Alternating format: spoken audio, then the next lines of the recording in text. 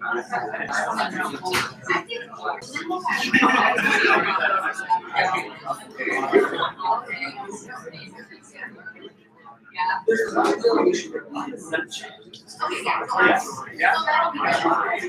you're thinking that my phone.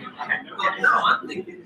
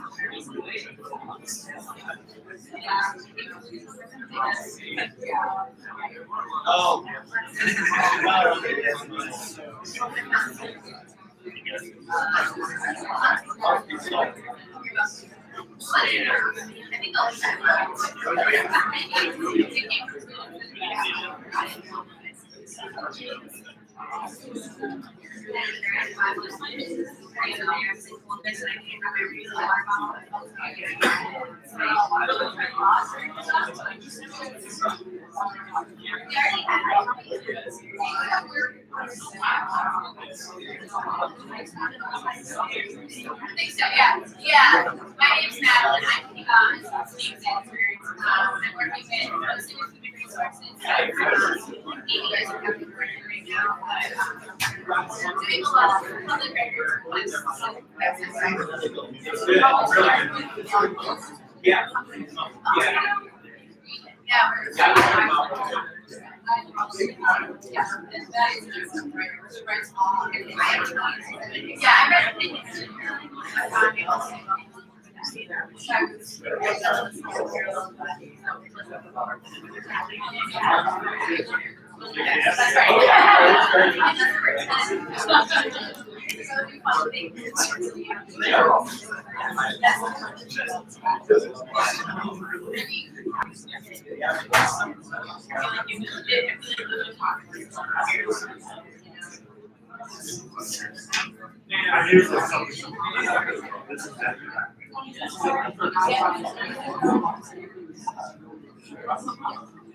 I'm going to be over here with my phone, so we have 30 seconds and then 10 seconds. I can. Okay. Hey, we ready? Okay, welcome to those joining us in the debate hosted by the Student Senate and Graduate Student Senate. Earlier, we heard from the mayoral candidates, and now we'll move to the at-large city council candidates, and we have all 6 candidates here with us tonight. And we will begin with prepared questions, and then we will open up the floor again to audience questions and to some Twitter questions. And be sure if you want to join the conversation with hashtag #AskThisDebate. And due to time constraints, because there are 6 people up here, we'll have strict time limits, and Maddie will be handling again. And she has little lollipops there to give us some sense of the time. So the time limits again for tonight are introduction 2 minutes, answers 1 minute, direct response 30 seconds, and 1 direct response per person per question. And I'm going to begin with, and what we're going to do is we'll start up here and go down, and then we'll reverse that way to sort of kind of keep some flow. So please give an introduction, a brief opening statement, and please include where you live, why you chose to live there, and your favorite place to spend time in Athens. Thank you. Well, as my good friend Ragnar Lothbrok once said, you can tell more about a person by what they do than what they say. Okay, that's what my campaign is all about. I'm running on my experience here at Durham University of representing the students who Bobcat 7. You first kind of stand up for the citizens of Athens. Hey, wait, this is a total nonsense. Wait, that's my experience. Okay, I've seen more instances of students in Athens having a hard time being hammered by our sister and I must admit, you know, I come across as a centrist, but, you know, I must admit that I'm hearing some real good points tonight from, in this debate, and I like that. I live on 61 Morris Avenue in Athens, which is a student and a towny neighborhood, and we get along. Again, my favorite place in Athens is in a student classroom. I love to talk to people. So, it's a privilege. Thank you. Okay, thank you very much. Sarah? Hi, I'm Sarah Grace, and I've lived in Athens for over 20 years now. Right now, I live on North Congress, and much like Morris Avenue, it is a combination of students and long-term permanent residents. I have students on one side of me and people who have lived. I love to be there. As far as places in Athens, where I love to spend time is places where the different parts of our community come together. So on the College Green, where we have people walking their dogs or bringing their little kids up there, and we have students. And that's one of my favorite things about the town, and one of my favorite things to be a part of is bringing portions of our community together. Hello, I'm Chris Monday, and some of my favorite places to be in Athens are just walking around town, looking around, hiking. I love Casa, I love the Union, I love the Smiling Skull, and my favorite place to be is at my home with my family. And I live on Garfield Avenue. The reason I live there is because it's the only place I could find after a very long search that was under $1,200. It's significantly lower than that, and the foundation of the house is buckling in on itself, and that is a part of the reason why I live here. So I shouldn't really be here, but I'm here because I know there's a big imbalance. There's an ignoring of the lower class. And it saddened me to hear at the end of the previous debate that the difference between the two candidates was building things up and tearing things down, to imply that to hold the wealthy accountable and to uplift the lower class is tearing things down. So I'm here because of that imbalance, and I intend to try to fix that.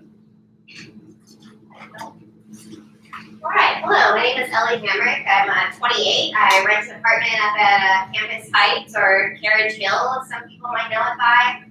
Similar to Chris, I was already running for office when I had to move, and so I was stuck. Like, I had to live in the city limits of Athens, and it was literally the only place I could find that was within my budget that had like a roof and 4 walls. So that is why I live there. I have a wonderful roommate as well, and I think I'll probably have roommates for the rest of my life. I can't see myself ever affording a studio apartment. My favorite place to go in Athens, I love the outdoors. I lived in New York City for 4 years, and I came back here because I was like, someone can give me a tree. Like, I just, you know, so we have so many great parks around here. I love going to Sells Park. I love the bike path, Stroud's Run. I have a little dog that I adopted from the Athens County Dog Shelter, a little beagle, and he loves the outdoors too. So we just spend our time hiking. What little free time we have. Why should students vote for me? Well, most of you, I assume, are renters.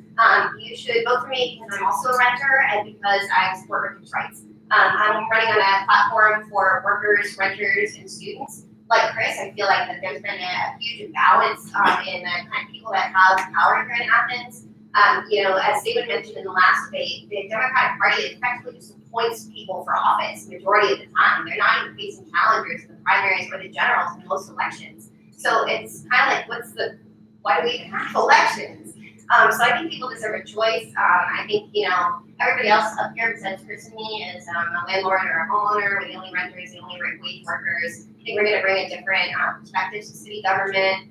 My journal platform is satisfying for the working class, but also putting planet over profit, standing against oppression, and prioritizing care over criminalization when it comes to the drug crisis.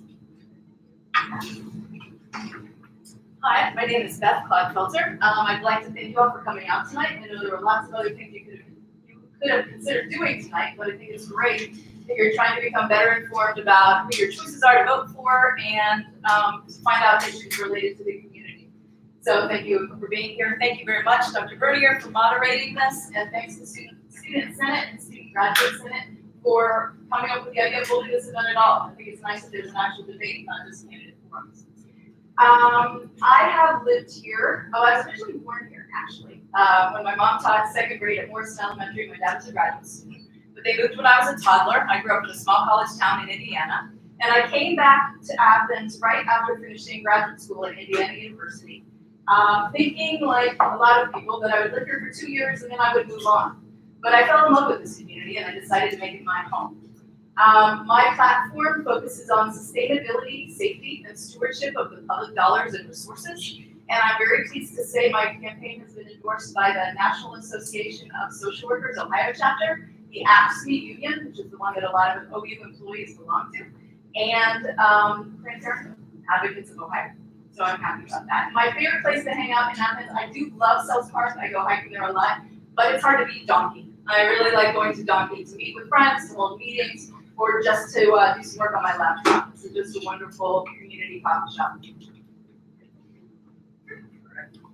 Thank you, Patrick. I wish you wouldn't have had set the tone of making everybody stand up. My name is Peter Casas. I was born and raised in Athens. My dad came here in 1968 to teach in the psychology department. So I grew up within all of these halls. In fact, I'm a history major from Ohio University, so I spent a lot of time here in Mesley. It looks a lot different now, except for the stairwells, where I get flashbacks going up and down as classes are changing. I've grown up here, gone to our public schools, gone to Ohio University. I've lived in 3 of the 4 wards, including on the west side. And I want people to remember that you don't forget your roots. When people want to classify me as a landlord, yes, I own 2 houses in the city of Athens. One rents for $600, the other one rents for $750. Profit is not the bottom line for every business person. I want you to understand that is something that I care deeply about. It's more about my employees, it's about connection to the community. And my volunteerism record right now, I have served in different aspects for 3 different mayors. And this is just merely a progression of where I'm doing my public service. So thank you. Thank you very much. All right, our first question, and we'll reverse order and start with you. Okay. Okay, then we'll answer all the questions and then we'll go to direct responses for anyone who wants to make one. Athens County is the most impoverished county in Ohio. What ideas do you have that will help those struggling to make ends meet? You know, I think the big thing is to think about all your basic needs: housing, transportation, and then also food and security. So those are the things that you have to do. I know that we can improve our transportation. You know, when I think about housing, because this is something I've thought about since the last forum, and really I've attended a lot of gateway community conferences. As we think about the city of Athens, we are a gateway community currently right now to Ohio University. But soon we have some tourism things that are coming down the pipe, and I'm looking at other communities and what challenges they're going to have with affordable housing. And looking at it, it's a difficult thing to unpack. For me, I think the number one thing is having cities and municipalities owning property. If you own the ground, that gives you the ability to do stuff in the future. That doesn't say that you can solve your problems today, but it definitely allows you to have more control about what you do in the future. Can you repeat the question? Yes. Athens County is the most impoverished county in Ohio. What ideas do you have that will help those struggling to make ends meet? Well, it's a really good question. And I do think that inequality is one of the biggest issues in Athens County. I like some of the things that we're already doing, which I'll mention before my new ideas. I like that we have a variety of good thrift shops. We have an excellent public library where anybody can check out books for free. And that there are a number of organizations, including community food initiatives and Indivisible, of which I'm a member, that provide food for those who are food insecure. In terms of what the community can do, I really would like to see us diversify the economy and bring in some more employers that would provide strong jobs for people around here, well-paying jobs that pay minimum $15 an hour, preferably the prevailing wage in certain industries, and even higher than that. But I also think we should enable people in Athens to grow their own businesses and help people here to thrive. So I am very much in favor of trying to get all the asbestos out of the Armory building So that could be turned in part into a business incubator that could help people in Athens who have an idea for a really good app or whatever, to be able to launch a business without having to have enough money that would be required to have a brick and mortar store right from the beginning. So that would be part of what I would do. Okay, well, I've mentioned many times throughout my campaign that Athens is the poorest and most unequal county in Ohio and has been for some time. The Democrats have held office with virtually no opposition for years upon years. Literally the last time there was more than one non-Democrat in city office at a time was during George W. Bush's first term. So in other words, as long as the U.S. has been in Afghanistan and as long as many students have been alive. And so the Democrats have done exactly nothing to change the fact that we're the poorest and most unequal county in Ohio, despite ample opportunities. A lot of ideas I hear coming from city government when they do pay lip service to this issue is that, oh, we need to support businesses, we need to support the people at the top, in the hopes that that wealth will trickle down to the working class. Well, guess what? It has not worked. Many of us are struggling paycheck to paycheck, doing everything we can to make ends meet, and it is not enough. I've endorsed Operation Slumlord Smackdown. I believe we should freeze rent because people are paying more than half their paychecks to have the basic right to shelter. That's insane to me. I think the spending of priorities of the city need to be dramatically revamped. We should be taking as much money away from policing and from expensive city center infrastructure as possible at every opportunity, redirecting that to anti-poverty programs. And more than anything else, nobody at city government can deliver this change. Even if we had a city government of all socialists, we couldn't do it. We need worker and tenant self-organization to make these changes and make them stick. I would say that we need economic sustainability. You need economic sustainability to have environmental sustainability. Everybody needs to be comfortable. You know, if people are so poor that they're, buying whatever cheap thing they can wrapped in plastic, you can't have a sustainable environment without a sustainable economy. You can't have a sustainable economy when the system just is funneling everything to the top, like 5 to 1% of these landlords. And I also endorse Operation Slumlord Smackdown, and it's a very rational and reasonable plan. I suggest you read it, because if it were up to me, I would say not only do we need to freeze rent, we need to be mandating lowering rent for houses that are fully purchased and not being still paid off. We need to look at unused retail spaces uptown, and the reason that they're empty is because the rent is too high. So if they're empty for more than 6 months, I think that the people who own that place should be paying that rent to the city. Thank you for the question. And I was fortunate enough to be a two-time graduate of Ohio University. And my second degree is a master's in public health. And the work that I did, my graduate research work, was on the effects of poverty on health in Athens County. So this is something that I have talked with many people about. I have researched a lot and done a lot of networking on trying to come up with what are the foundational problems and what are the ways to solve it. This isn't a new problem here or anywhere in our country, so I think it's foolish to think that there are any quick fixes. But I do think that some of the key things are transportation, and I think the city has been working hard and interacting with the county to improve access to public transportation, and I think that makes a big difference in getting people where they need to go. I think food insecurity is a critical issue in this county, and that's why I brought forward to city council and supported financial assistance from the city to CFI. And I think that if we want to change the structure of things in the county, we need to bring more employment opportunities here. And just cycling the same money around within the community is not going to improve the conditions long term. So we need to be looking for ways that we can build the community and build more stable, long-lasting, diversified employment opportunities. I'm a lawyer, I think on my feet.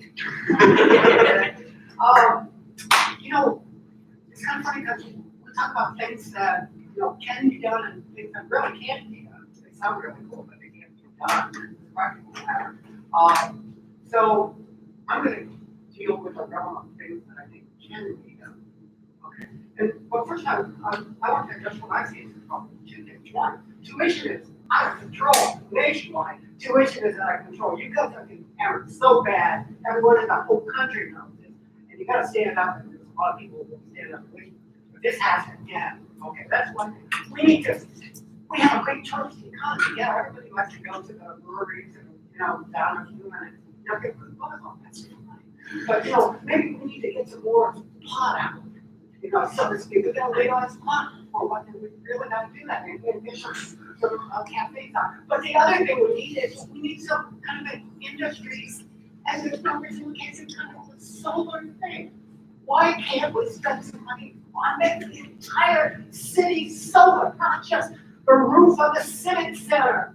Good start, but let's do the whole city solar. Think of how many jobs that would make, instead of doing tunnels under Richwood Avenue, for one thing.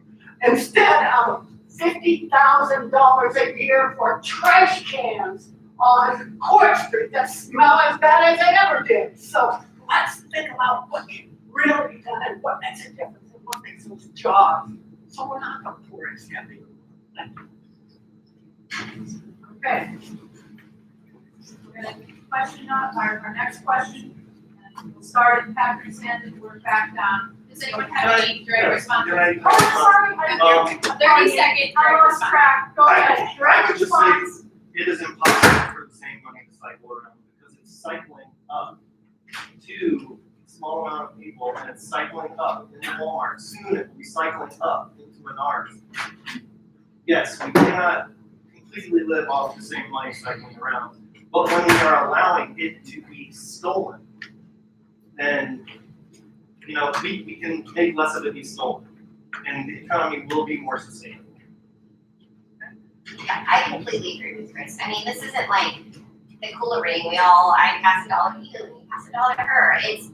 There's wealth concentrated among a very small percentage of people, while the rest of us are struggling to make ends meet. Who are these people that have all the wealth? Well, it's major landlords, people who, because they happen to belong to the class of property owners, feel that they're entitled to take half of your paycheck that you work to earn, while they do nothing. They don't even repair their properties most of the time, and just because they happen to belong to the class of property owners, they get half the money that you worked for. I don't think so. That's not a fair arrangement. And it's also the elite of the university. There are people who are at the top of the university, but their expected annual bonuses, it would take me like 5 years to earn. And I'm a dishwasher, right? I have to stand at a dish paint for 40 hours a week for the next 5 years to make what some of these people make, because the board of trustees voted that, sure, like, let's have another $85,000 on me when you're already a millionaire. So we need to redistribute wealth downward.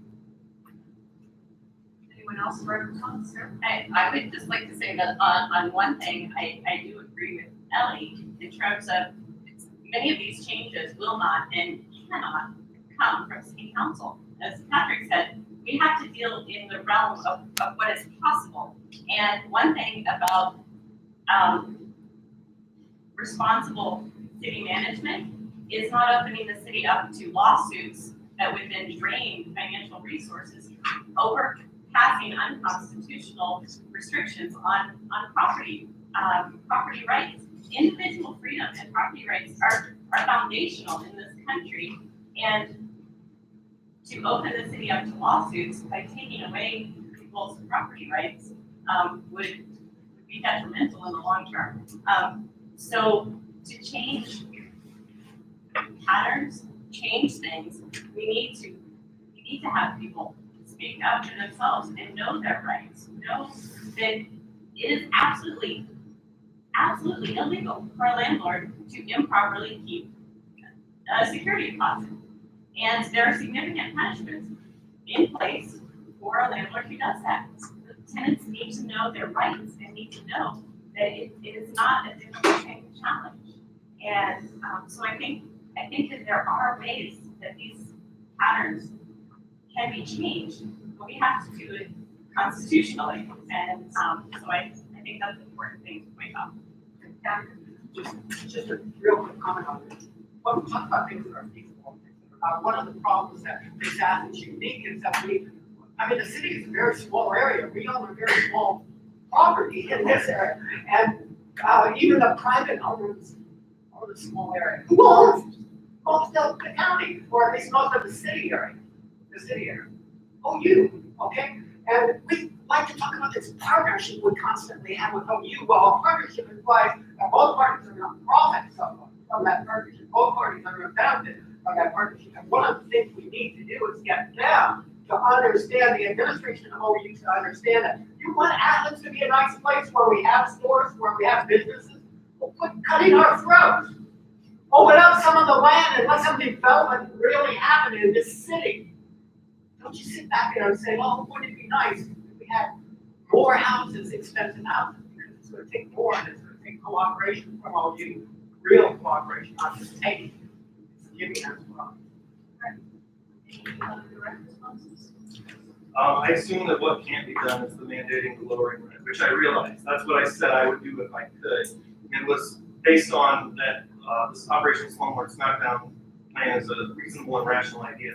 But here's the reality of the situation where we are in America. There is coming, if we don't change things drastically, a class war. It might not be in a year, it might not be in 10 years, but it's gonna happen if we don't make big changes now. And I'm not trying to do this to sit here and talk about what we can't do. I'm not. We need to take action, make changes. Direct response? Well, you know, I just wanted to make a comment on the dollars, about capturing more outside dollars. I think the whole idea is that we're talking about looking at money coming in and how do we have our local businesses profit from that. When you look at large corporations, Menards, whatever you want to point out, as our competition, they don't do everything. They do a lot of stuff, but they don't do everything. So what's our competitive edge, and what can we do locally to make sure that we attract more dollars and capture them and keep them here with local business owners? Thank you. Okay, question number 2, and we'll start with Patrick Sanders and look back. How will you navigate and strengthen the relationship between the Athens community, the city of Athens, and the Ohio University student body? Except for me, We're starting here and moving down. How will you navigate and strengthen the relationship between the Athens community, the city of Athens, and Ohio University student body? oh, you know, it's kind of, interesting because, the city of Athens and the community, gets fairly good strength. But I think that we're really lacking with the student body. I think we got to go. We get to know a few of you, some of you get to know us. I hope you will. But it's hard. A long time ago, we used to have kind of social events and those were interesting, but you know, we are two different worlds as a practical matter. The community, Fort Greenport is great. Families try to pay all those bills that we're hit with, you know, students study on campus. So it's hard to do it, but, you know, the real thing is the partnership. And I would emphasize this, again, our problems are not gonna be solved by one party taking advantage of everything. And by that, you know, you taking advantage of all students and city of Athens. We need to raise this tide in the city. You know, there's room for everyone in this case. Sarah? I think that it is difficult to foster engagement between the student body and the city, whether city government or city community. But I do think that there are some members of the community and some members of the student body who work really hard to build that. And one thing is the city has been increasing student representation on commissions and councils. And I serve on some of those that have students on them. And it is so valuable to bring voices from retirees who have lived here for years and years, and voices from students who have been in town for a year or two, and talk about concerns, things that we have in common, and things that we disagree about, so that we can work together to build a community that functions for both students and long-term residents. And I love when I see students who come to city council, or students who email me with questions. And I really appreciate that there's a class that the professor brings his students to city council every week. And I think that yes, part of it rests with us to be open, to reach out, to engage, to offer opportunities. But part of it also rests with students to step out of their comfort zone on campus and engage with us. I think that the relationship is actually pretty good. You know, without Ohio University here, it happens to become a ghost town probably.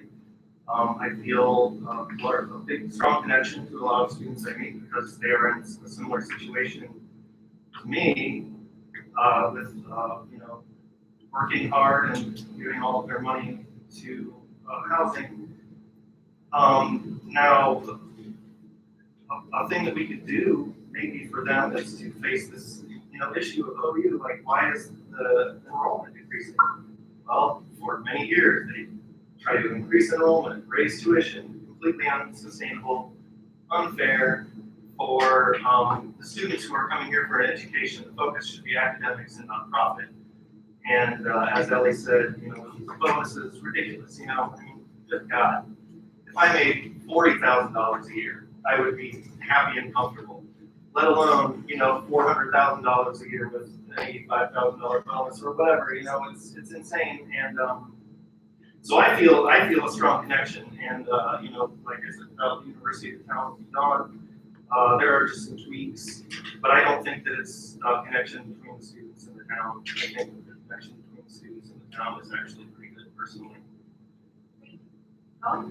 Yeah, I think that there are things we can focus on that we have in common. And I think the thing that workers in Athens have in common with most of the student body is our class.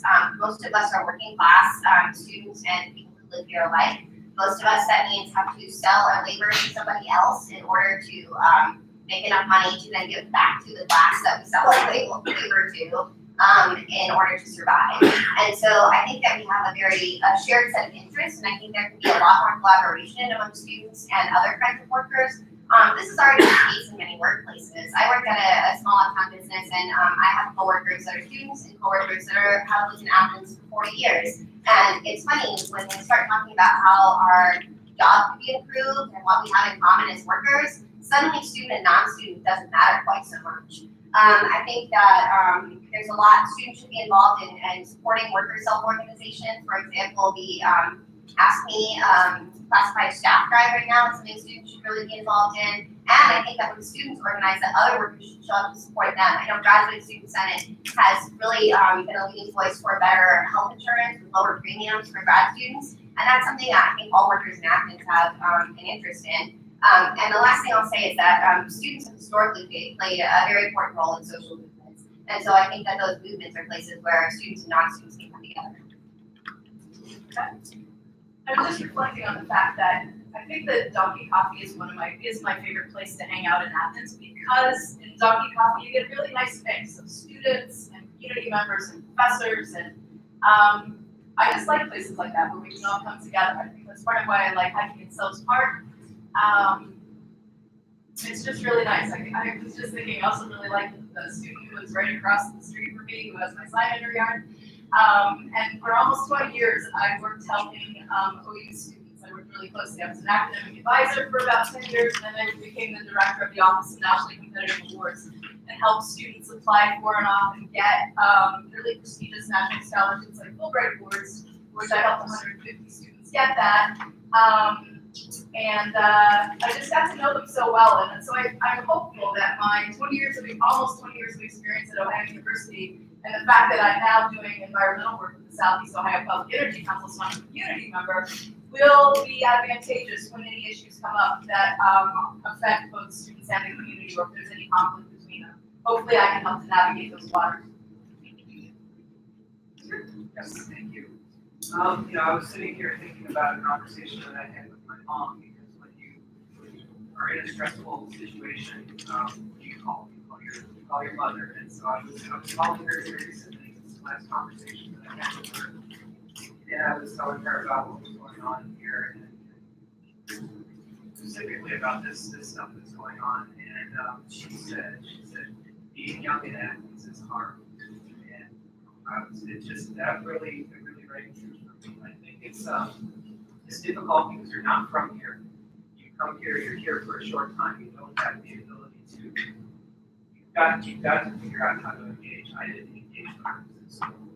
But I think for myself, the thing that I try to do is be available, always open for conversation. And you have to understand that all of these conversations, even everything that's happening up and down this line, we're listening, we're hearing this, and you don't know what specific point is going to seep into the next conversation. So please, reach out after the conversation. This is kind of a contract that you have to be aware and understanding of what's going on. But please, if you have any questions, that's what we're here for. Any direct responses? Good on direct response, okay. I'm gonna go to our question number 3, and we'll start at Peter's end. What are your ideas to address landlord-tenant issues in the Athens community? Landlord-tenant issues. Yes, what are your ideas for addressing landlord-tenant issues in the Athens community? And I really, this is where we're gonna be, black and white on the other side of the fence. That is a private business. That is a relationship that is not within the city. The city right now, what they have to do is definitely look at code and monitor and do those checks. But there's only so much as a public that I feel like we can do for that. Okay, thank you. Yeah. Well, I'm looking to do a few things. First of all, I really like the fact that City Council just passed much tougher penalties for landlords that do not address code enforcement violations. I think that's overdue, and I don't mean to be harsh, but I like the fact that there's now the threat of jail time if they don't take it seriously. So hopefully that's going to encourage them to fix things and clean things up so you can have better apartments to live in. Another thing that I think would be really good, David mentioned this earlier, I've been looking into it as well. I think it would be really nice if students and other renters in the community had a way to search information about code violations by landlord, not just by address. Because having to do that by address is pretty cumbersome. You sort of have to just go around and look at random houses and guess, who's working with them. And another thing I would like to see would be some kind of app that OU students could access, kind of like Rate My Professor. That would be Rate My Apartment or Rate My Landlord, where students could share with other students feedback about what apartments are good, what landlords are good, which ones are not so good. And if students were better armed with information, they could probably end up making better choices. I also think that declining enrollment at OU is going to make the rental market more competitive, and that may be to your benefit. Okay, I really disagree with what Peter said, that this is simply between a landlord and his tenants, and there's nothing that the city can do. I think that's the wrong way to come at this. We should be trying to figure out what we can do, because this is a major crisis. And people, I was going door to door in apartment complexes today, literally just 2 hours going door to door. I talked to people who had mice, who had cockroaches, who it was raining in their bathroom all year, it was raining in their kitchen all year, there's mold in the hallway, there's dead bugs all over the place, the landlord doesn't do anything except mow the grass, and if it's inside the building, too bad. So this is the real issue, and it's something we should be taking very seriously. We should be adequately staffing our code enforcement office. 4 people, one of whom works in the office, cannot inspect every single structure in the city of Athens thoroughly. It should no longer be a complaint-driven process where 19-year-old first-time renters are expected to know their rights and stand up for themselves against a big landlord who has a lot more power than they do. We should actually give our city code enforcement office the resources to do their job. We should strengthen the city housing code and bring it up in line with the city housing code requirements for Section 8 housing. Right now, our city code is actually weaker in some ways than what is required in public housing. This is bad for a couple of reasons. One, those of us who do not receive public housing benefits have to live in really terrible housing.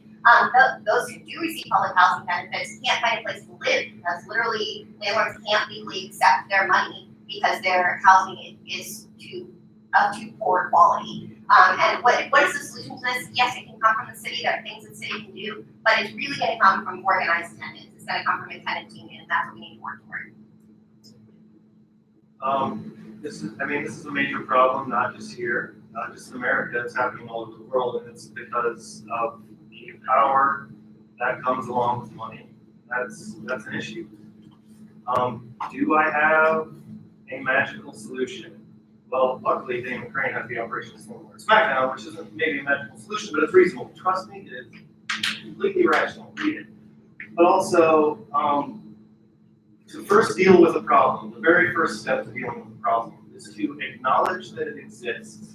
Step 2, have a willingness to do something about it. We have to. I understand about this being a private business, but what do we do if they don't? Triple, quadruple the rent.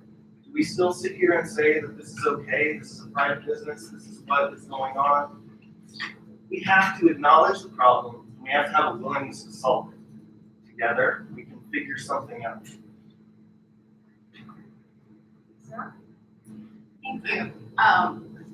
I agree with many of the things that have been said, and obviously, to fix a problem, we have to acknowledge that it exists.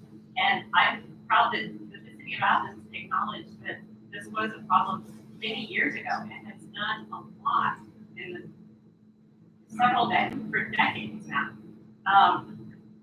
We have a code enforcement office, we have codes with penalties, we have inspections happening in rental properties. These are all things that aren't happening in many other cities. And is it completely fixed? Is the problem gone away? No. But I think there are ways that things can be addressed. And that includes empowering students to know, students and all renters, but there's been specific mention of 19-year-old first-time renters, empowering them with the knowledge of their rights. And I think as the demand for rental property decreases with declining enrollment, the power of those students and of the renters will increase, because it's not difficult to know who are the most disliked landlords in the city. You can Google and find that out.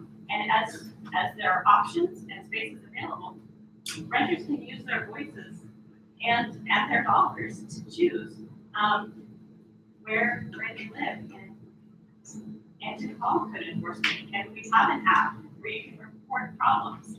And I think that there is more to do.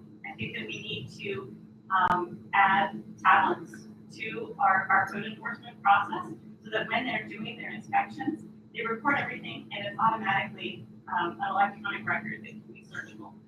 To make all past records electronic and searchable would be a huge time and financial investment, but we can definitely do that with everything going forward and maybe go back just a little way so that it is easier than going to the code enforcement office and asking to see the paper records. Making it electronic would be an improvement. Patrick? Could I hear the question Yes, one more time? yes, absolutely. Hang on a second. Okay, what are your ideas to address landlord-tenant issues in the Athens community? All right.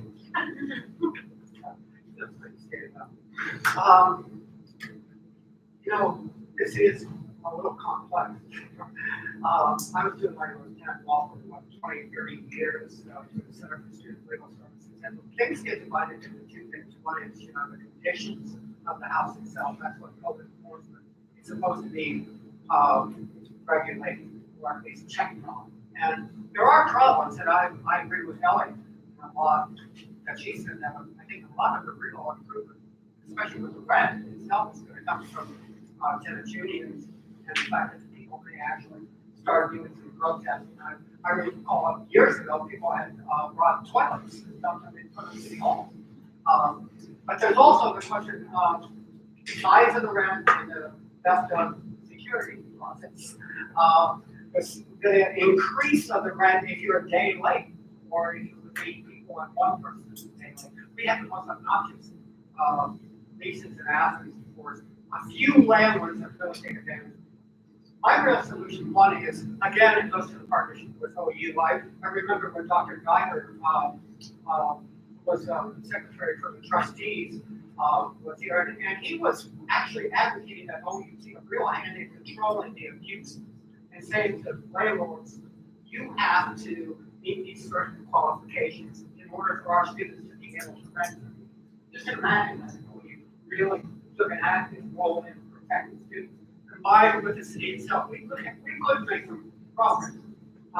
We have to have the vision to do that, and that's what a real partnership is all about. Thank you. Okay. Direct responses, Ellie? Yes, I am troubled that the two landlords up here have suggested that the invisible hand of the market is going to solve this crisis for us. The idea that we can vote with our dollars to make a difference, it isn't happening. We've been quote unquote voting with our dollars insofar as we choose a place to live, and the houses are still in slum condition, and we're still paying way too much for housing. How are you supposed to vote with your dollars when I literally only find one apartment in my budget when I was looking? How are you supposed to vote with your dollars when you're on HUD vouchers and only a handful of places will even consider accepting those HUD vouchers? And then the question of supply and demand, that like somehow when there are fewer students, that housing will become cheaper. There's already empty units all over town, and rent is rising and rising and rising as the number of empty units increases as well. So we can't just hope that capitalism magically solve this for us. Capitalism working its nature is going to make things worse. Reminder one, direct response per person. Okay. I would like to do this one. I actually really like the idea of a tenants union. I think that if students get organized, that they could reap some of the same benefits as union workers have and many other members of our society in the United States. I don't think that's something city council can make happen. That would have to come from the renters, but I really like the idea of there being a tenants union. It's probably the single most effective thing we can do. I do think though that while the market can't solve anything, I think that is very big benefit. Even though in many ways this will be very negative, if enrollment at OU falls. Yeah, we're starting to see unrented units, but if this year's enrollment was 1,800 students less than last year, in about 2 years when the freshmen start renting apartments, you may be in a much more competitive, or they may be in a much more competitive rental market, and if they're organized, to be able to turn that to their advantage. I hope anyway. If I could also add that one of the most underutilized tools of the tenant and the students and the renters is the fact that you can withhold your rent if there's a conditions problem. Problem with that is that what are the landlords doing? They're getting your rent a quarter in advance, right? At least a quarter in advance. So, I mean, what they're trying to do is negate your right to hold them to the law. And again, the only way I see to really control that is having Big Brother, you step in and say, hey, that is not the kind of stuff we want. Let's have it month to month, not this quarter system where we're paying a quarter in advance. I mean, this is not. Yeah, and you know, this is just a comment about what's kind of been troubling about this whole process is that people love to just throw these labels out, landlords, slumlords. What kind of percentage are we talking about of houses that are in disrepair? I've not heard anything touching on, you know, are there good people out there doing this? How many bad people are out there? What kind of houses and what kind of conditions are we looking at? It's unfortunate that we want to just kind of take the whole population and just throw them into one box. And because I just don't believe that you should do that with anybody or any whatsoever. You know, I have some agreements with that. As I said, my house is in pretty deplorable conditions. I don't despise my landlord. I like him all right. And there are, I think, a lot of crummy houses. In my mind, it is a very small amount of landlords who own, you know, 50, 100 units. This is my target in my mind personally. I am impressed by your rent prices actually. And so yeah, I hear what you're saying. But yeah, the conditions of my house are unacceptable, but I still like my neighborhood. Okay. Well, I have one question, Sarah. Thank you.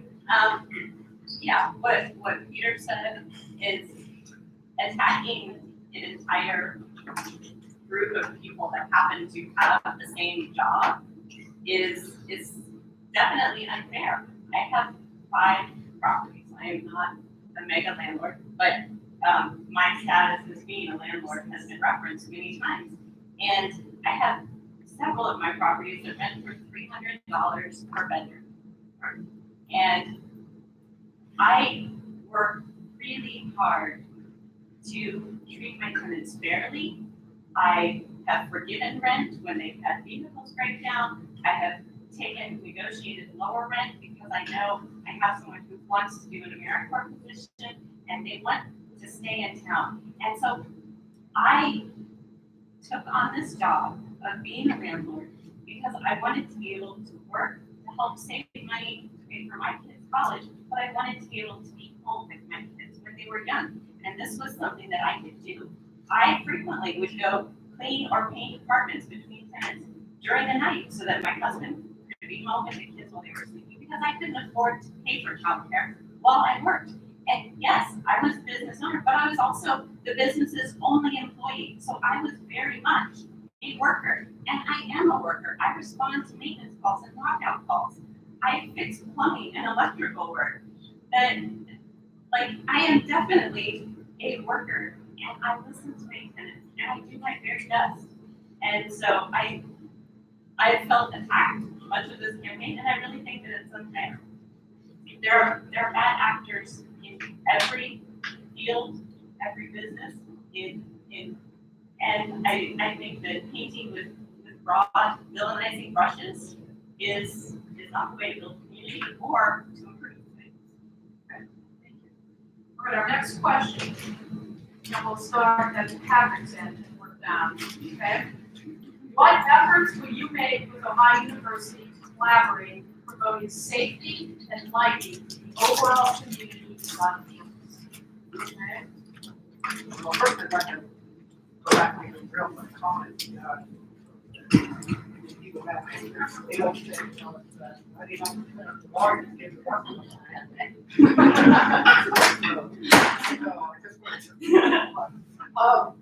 Yeah, the lighting in this town is really bad. What can we, you know what I really love is when student center comes across and says, hey, we got a problem here, let's collaborate on this. So, you know, it's kind of, that's where the real partnership is. I mean, we're listening to you all, we really are, you know, and if we can get it done, that's fine. I mean, if it's university property, we can't just sit down and go on, you know, and install election boards and light it up, you know. But, you know, the university should be responding to that. As far as the town itself, I don't know, you know, maybe I've been here too long, I don't know. But it seems to me that the downtown Athens has really gotten darker in the past, you know, 10 years. It's really unsafe, you know, it can be pretty if you like darkness. You know, but, you know, we need to do a lot more than this. So, I mean, that to me is the mayor's job. And the city council should have the mayor's ear and say, hey, get on this. Like, thank you. Okay, thanks. Sarah? Okay, so I am a member of JPAC, Joint Police Advisory Council, and I have had the opportunity to go on multiple safety tours where we have representatives from University Pacific, from Athens Service Safety, from both OUPD and APD, members of the student population, members of communities, where we go out and we walk for an hour to 2 hours after dark, looking for spaces that particularly need more lighting, and we have people from the different administrations right there with us doing these walks, highlighting things, and from 1 year to the next, there have been improvements. There are things like, okay, I remember last year we talked about the need for more lighting on these steps. There are lights here, and I think that is one thing that we do that is beneficial. I think there are definitely some areas on the walking towards West Side neighborhoods that need more street lighting. And I think that the city is looking to, and I hope we're able to invest in new lights that use less electricity and are more directable. So we can have the light very targeted downward. Because I'm one of those weird people. I grew up in really small towns with almost no street lights. And I like it when I can look up and see the stars even when I'm in town. But fortunately, there are new, really great street lights that angle the light downward to where we need it to keep us safe from tripping or from attacks or other dangers without adding as much light pollution to our skies. So those things are the things I'd like to see more of. I think, like something I've learned in the past few months, which I didn't know, is that there are lights out. You call AEP and report the number on the pole, and they will come and fix it. And, I think that to get that word out is good, but, that's, how are you gonna get that word to everybody? Maybe there's a way to do it. Also, from what I understand, the city is ultimately planning to purchase the lights from AEP, and it's there to get some more efficient lighting. So I think that people being informed that they have the power themselves to fix the light is good. Spread that around, and also I think the city is on the right path to purchase the light. Okay, I think efforts to promote safety, we should be fixing up homes, we should be enforcing our city code, and we should be strengthening our city code. When I was going door to door today, I met an elderly woman who, there was a particular step that was broken that she always tripped over. She was about to have her knee replaced, and she told her landlord, "This is the date of my surgery, I need this step fixed because I will fall over it." And he didn't get the step fixed. She tripped and fell on the step, busted her stitches open, had to go back in for surgery. She also had burn marks all up and down her arm because her oven could only open about 20 degrees in the kitchen because it was so small and cramped. And so she could cook anything, feed herself. She had to like reach into a hot oven that could really only open yay far. And naturally upsetting. So we had a stronger city housing code. It might hurt some landlords' feelings, but I think that it would make us all safer. I think we should be paying more attention to the poor parts of town. I think that the east side, where wealthier people live, has speed bumps on speed bumps, and the west side, I've been tripping over the same cracks in the sidewalk for the past 10 years. I would also like to say that police do not keep us safer. There is no statistical correlation between police per capita and the crime rate. Instead, study after study shows that ending poverty is what keeps us safer.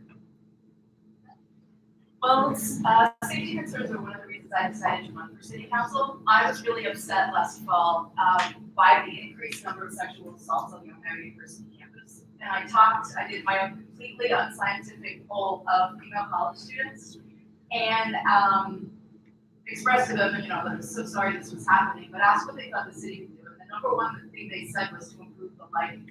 So as I've been going door to door all over Athens, in every neighborhood of Athens, and getting closer to the student ones, I will be there. I've been sort of polling people occasionally about that. And on the west side, yeah, the majority of people seem to want better lighting. So that's where I think the increased lighting should go first and foremost. In the near east side, actually, there are a couple of streets, Watt Street and a few others, where people have said, yeah, this is really unsafe, and we have better lighting here. The south side, they don't want it. They like the dark skies, they're like, thank you, but no. The north side kind of as well. Another thing I really want to improve is the condition of the sidewalks. And I can tell you that having traversed many of them, the worst sidewalks in town are on the west side and on the near east side, the two oldest parts of the community. And I really worry about residents in wheelchairs who may be completely unable to go independently along some of the sidewalks in town. In addition to them being a tripping hazard to the rest of us, they're also not so fun for parents pushing baby strollers or people with walkers. Could you repeat the question one Yes. more time? Absolutely. What efforts will you make with Ohio University to collaborate in promoting safety and lighting in the overall community on campus? And I think that is mostly sharing the technology that we're looking into, and also, leading by example. And so a lot of that is just making sure that you kind of, you talk about the different silos, and that you have the university and you have the city, and I always like to see that line get blurred so that when you go from university to city property, that you're not noticing the difference.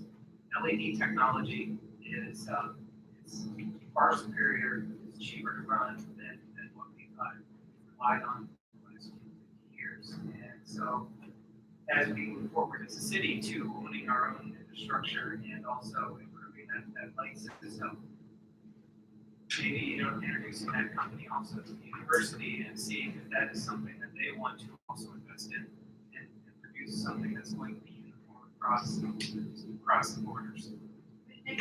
Are there any direct responses? Lighting? Just a brief thought. It just popped into my head. Those little garden lights that you get, you stick in your garden, they're solar powered, and then they light up through the night. Street lights, bigger lights. Maybe not, maybe there's no battery that like can power it, but Any other direct responses? Others? Patrick? Our Christmas lights are really cool. Okay. All right, any others? Okay, moving on then to our next question, and it's kind of related. So what will you do to ensure that individuals in marginalized communities feel included with Athens, particularly people with disabilities? Okay.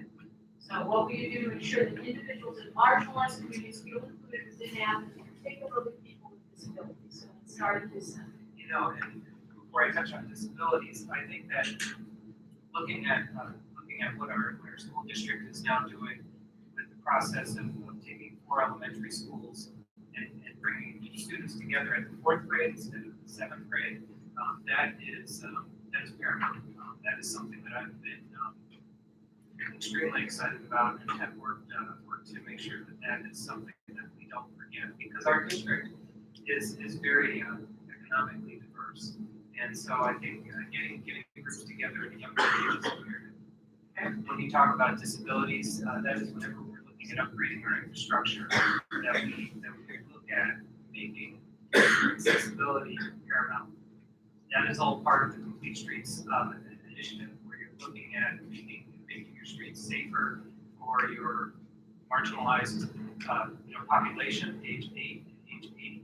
And so basically having that ability that people don't need to own a vehicle to interface with our public right-of-ways, but there are many other options that you can do to make sure that everybody is out there and is traversing safer right-of-ways. I would really like to help represent all kinds of underrepresented groups in our community. I really like the fact that OU is getting closer to having a permanent director of the LGBTQ Center. I think they really need to hire a great person for that to help that part of our community. I'm also, I don't know if students are aware of this, maybe you are, I don't know, I just learned about it recently. I happened, when going door to door, to meet the woman who's the president of the Mount Zion Baptist Church Fund group. The Mount Zion Baptist Church was built in the 1870s by freed slaves, people who had been emancipated not that long before and had come up to Ohio, here to Athens. The building is major work, it's going to take a while, but she wants to turn that into an African American community center that can be used by African American OU students as well as people in our community and even others in Southeast Ohio. I think that would be great. In terms of people with disabilities, I really like it that the new that the Athens city buses, including the new 7 line, accommodate people in wheelchairs. I think that is excellent. And that I like it that the city engineer, Bob Hetty, with whom I've had good meetings, has a business card that has Braille on it. I think that's an indication of his interest in helping people who have various physical limitations. But I do think that fixing the sidewalks, though it sounds simple and boring and mundane, and in many ways it is, that can go a long way toward helping people in Athens who have mobility issues. I believe I would be the only openly queer member of council elected, and LGBTQ rights are something that's very important to me. One thing I think our city should do is mandate that all single occupancy restrooms be labeled as gender inclusive, and that gender segregated multi-stall restrooms has mandatory signage posted that say that everyone has the legal right to use those bathrooms.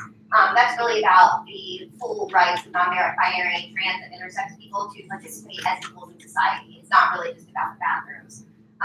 Also, I think that everyone who lives here should have voting rights regardless of their citizenship status. Everyone should be able to vote in local elections because that could, the decisions that the city government makes affects us all. And that the city should pledge to end all collaboration with ICE and the Department of Homeland Security so that immigrants can be safe here.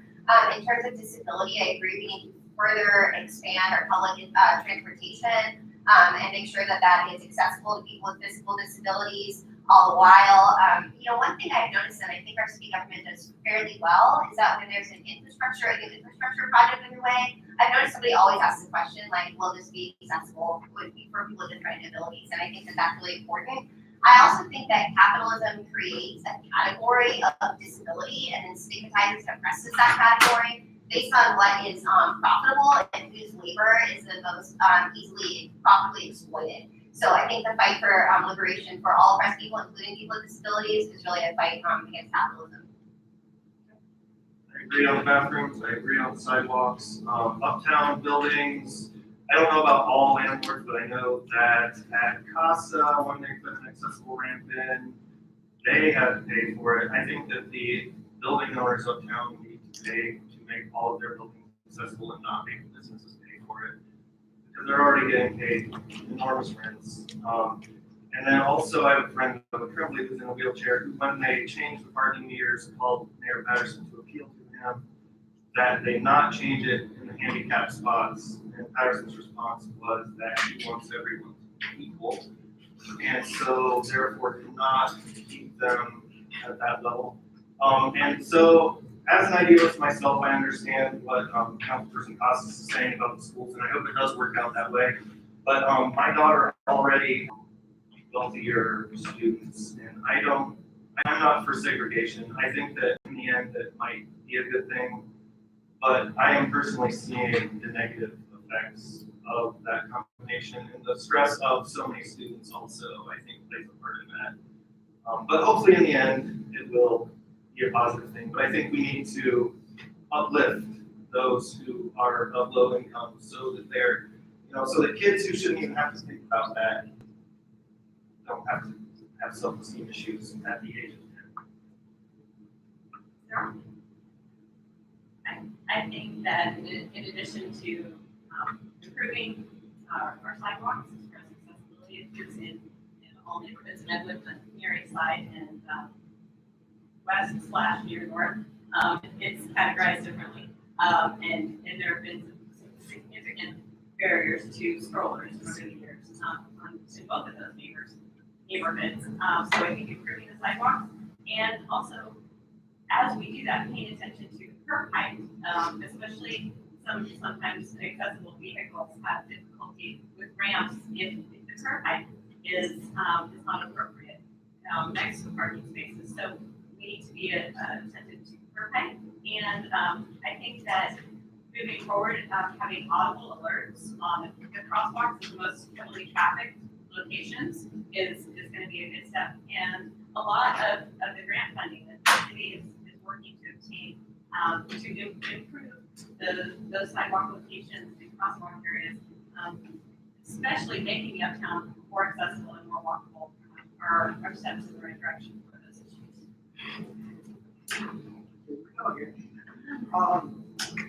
This is, like many things, a big complex. I actually sit on the Commission for Disabilities. I've been on it for 4 years now.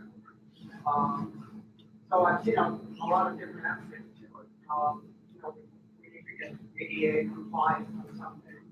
On other things, it's just a question of train our citizens to really be aware of the disabilities. I agree with almost everything that was said here. I especially agree with the thing about the sidewalks. I'm not so sad that some of these listen to people mention how difficult it can be. And I've actually seen with my own eyes some dumps in the middle. You have Court and Union on their wheelchair because they hit some of the bricks. So it's a question there, what is our value? How can we get it really to make this better for everyone? It's a problem. It's complex, and I think everybody on this panel tonight really appreciates it. Thank you. Direct responses. Okay, this is the final question for me, and then we'll have some audience. Knowing that there is no public transit on Sunday and limited options to travel out of city limits, how would you improve transportation and also parking options currently in Athens?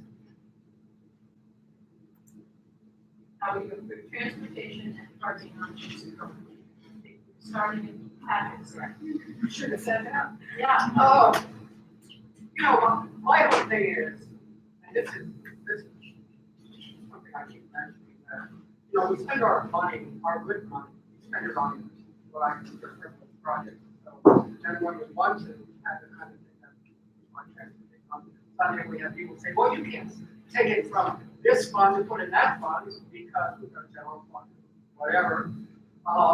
There are ways to do this. So I just watched a recommendation that would take some money from the general on contract from the church fund and apply to this, trailing run road.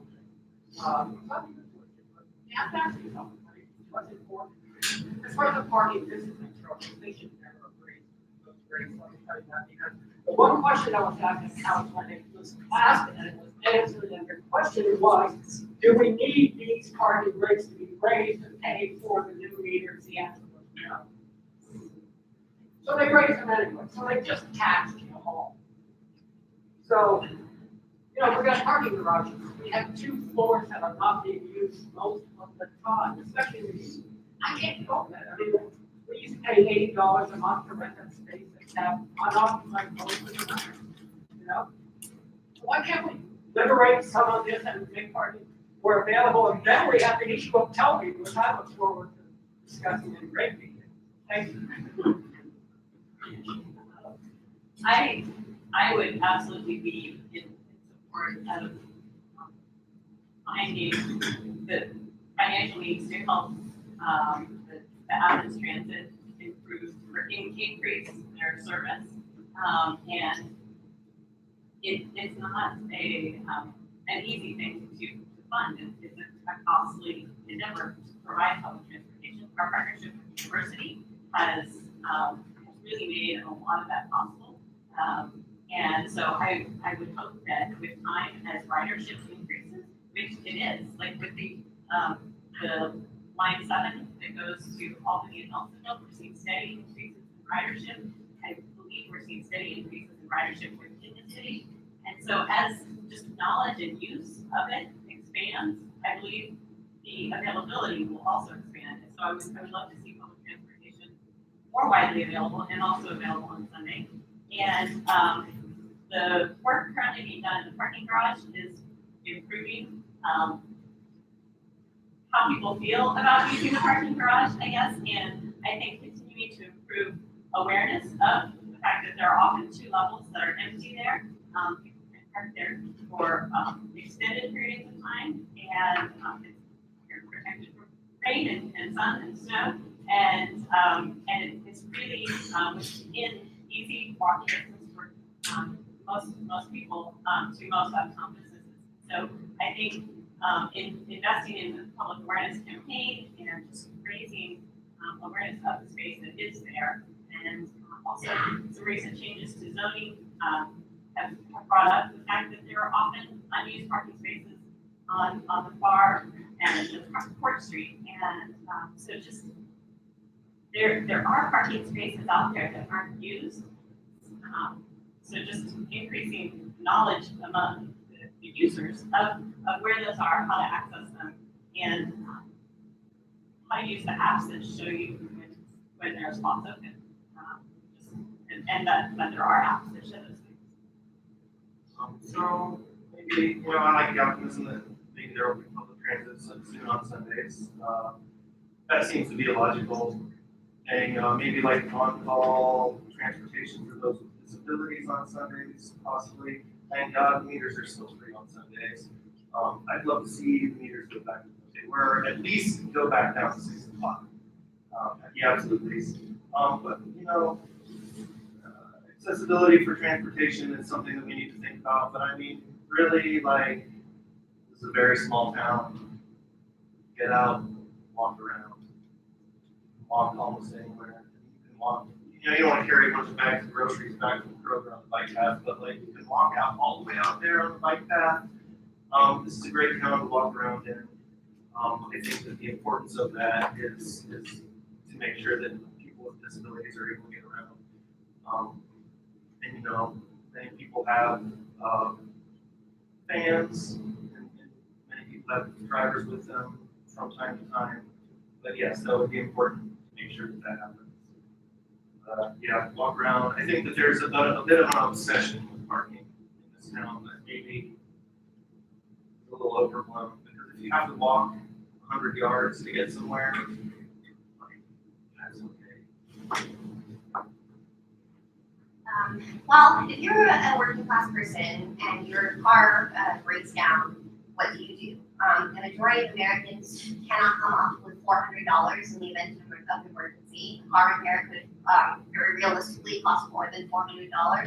I've had coworkers who have had to miss shifts and lose out on money because their car broke and they can't afford to fix it and they can't afford to get to work, which would put you in a worse position. So I think there's this horrible cycle of dependency on cars and poverty, and I think that more and more reliable and affordable or free public transportation is absolutely a step in the right direction, including within the county, because a lot of the people who are affected by this have actually been already priced out of our city entirely because rent is high and wages are low.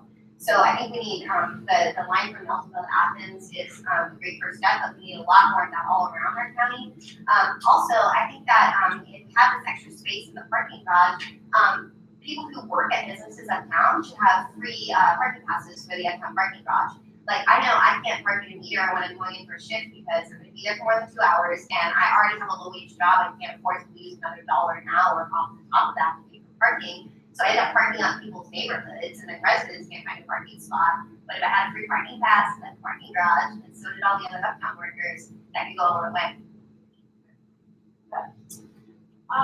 Well, the parking meters are something that has really annoyed me. And as I've been going door to door around town, it is the #1 complaint I have gotten in every single neighborhood. It's kind of amazing how angry people in Athens are about this change, the changes to the parking meters. So while I agree with Chris, it would be lovely to dial the time back from charging till 8 o'clock till charging till 6. I don't know if the city is willing to lose quite that much revenue right now, so I'm trying to meet them halfway. I'm already really lobbying the mayor and the administration to stop charging at 7, because I'm afraid that by charging until 8, people are hesitant to go out to dinner or to go to a movie at the Athena, and that the meters may have this unintended negative impact on local businesses and on the theater. That would be unfortunate. I really like this #7 bus. I don't know if any of you will find it necessary to take it, but it runs from Nelsonville to Athens to Albany. And I have 2 friends that live in Albany that are commuting on it to Ohio University jobs every day. And I have a friend who lives in Athens who is commuting on it to work in the Nelsonville library every day. And I think as ridership on that one grows, we are more likely to be able to get more good rural bus routes, and that would be a plus. But I also would very much like to see city buses run on Sundays, and I hope that the city can find a creative funding approach to make that happen. I would like to help try to figure that out. I think it's down here. I know, that's okay.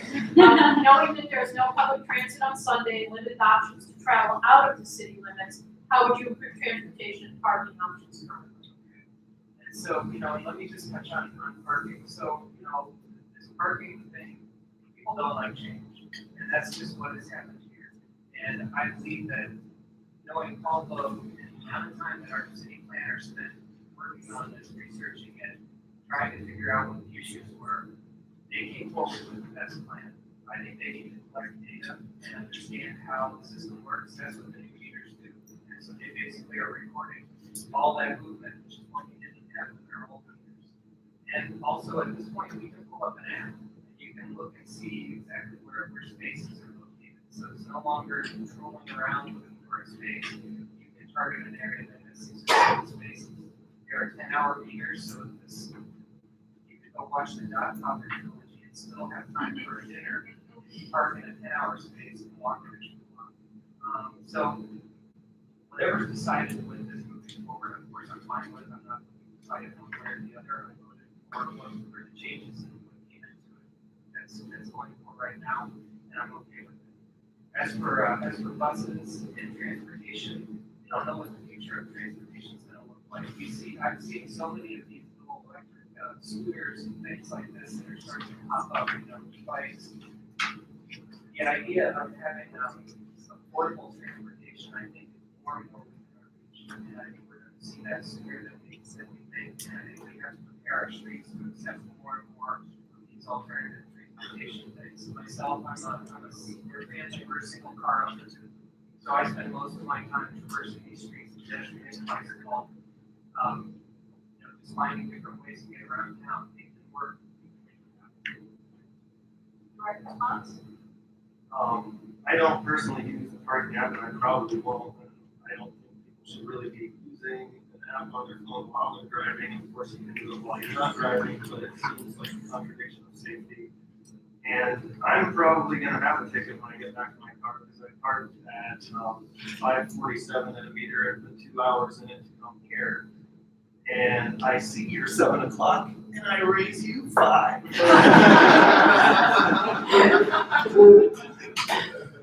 Yeah, I don't think the problem is that people are adverse to change. Like, I would like to change virtually everything about the way our entire world is organized. I think it's negative change that we actually have a problem with, like having to pay more money to exist in public spaces. And it is a question of revenue, that we don't have enough revenue.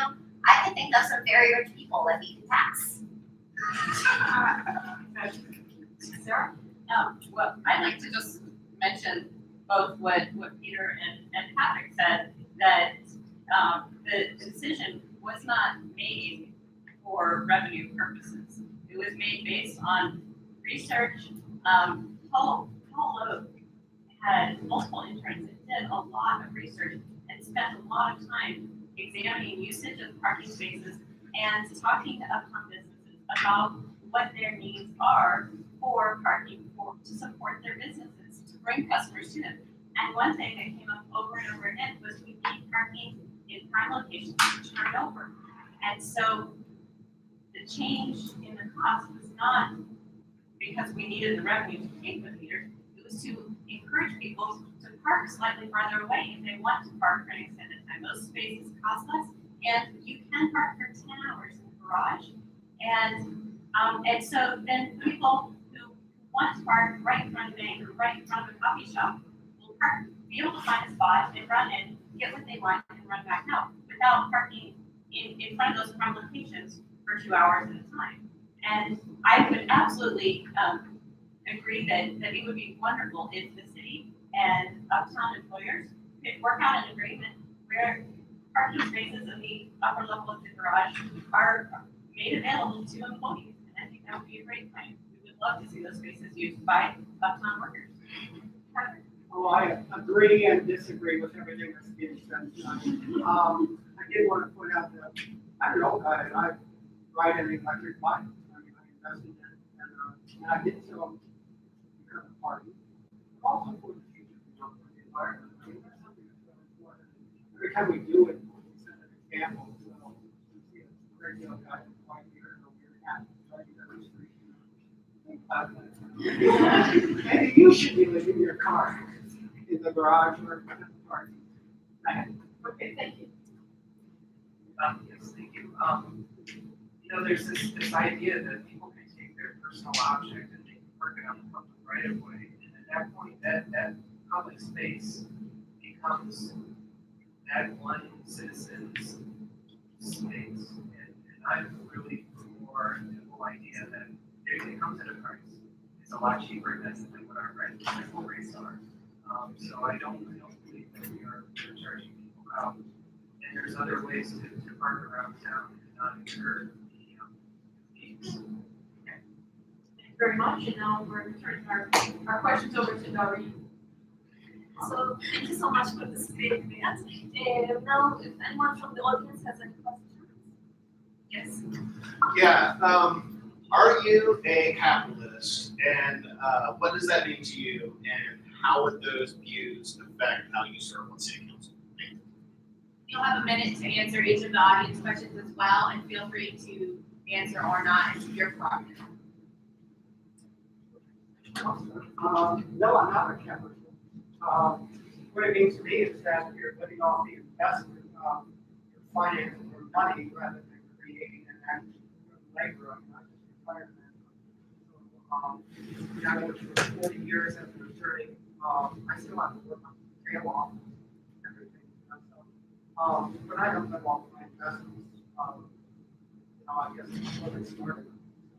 Thank you. I guess that I would say I recognize the fact that we live and operate in a capitalist nation. And while I personally am building and trying to cover my weekly, monthly expenses off of the work that I currently do. I am also trying to make good choices, trying to work in such a way that hopefully my children will not have the same student loan debt that I had when I finished college, and work in such a way that I can provide opportunities for them that maybe were not available to me. And so I think that it's important to recognize the system that our whole nation operates under, and do the best that we can to live by the moral ideals and provide the services and benefits that we can, while still operating in the system. When I first decided to run for city council, I was thinking about this, and I thought, like, oh, maybe an idealized form of capitalism where there are more regulations and limitations, like maybe so. But the more I thought about it, the more I'm looking around. No, I am very anti-capitalist, because when all of the money keeps going up, up, up, it's just pressing down and suffocating us. The majority of the arguments that I get in with my partner are financial arguments. I work a lot. I have 3 jobs, I do freelance work, and I work over 40 hours a week typically, and we are stressed. And as I said, my rent is like pretty reasonable for this town at this point. And it's so stressful. And I think that even regulated capitalism will just spin out of control again, because with massive amounts of money comes influence, because in politics, people are drawn to politics because they want power. They want power, and they get money from people who want to give them money to influence them. It is completely unstoppable, even with regulations. No, I don't declare I'm a socialist. I definitely am way more into socialist ideals by far. And no, I'm not a capitalist. And I absolutely never will be. I will die a socialist. I would also like to clarify, when Sarah says the work she does, I assume that she means being a landlord, which is a capitalist. That's a capitalist position to be in. Capitalism is to blame for the fact that 6 men now own more wealth than about 50% of all of humanity combined. Capitalism is to blame for the fact that there is an absolute ecological catastrophe unfolding all around us. This planet cannot withstand another decade of capitalism. There will be, millions of people have already been killed and displaced from their homes as a result of ecological disaster and climate change. Capitalism is specifically to blame for this. Capitalism is a system premised on infinite expansion. That's what capital is money in motion to make more money. And capitalism also, by definition, puts profit first over people and planet. So that is why we have a system that's eating up more and more land. Deforestation, monoculture, land that has previously been, fertile and useful has become useless, and it comes out more and more trash. It comes out more and more waste. We have toxic waste dumping all over the place. We have poison in our water. We have islands of travelers in Texas in the middle of the ocean. That is capitalism, and it has to go. I think your question is a really interesting one. Nobody's ever asked me that before in my whole life.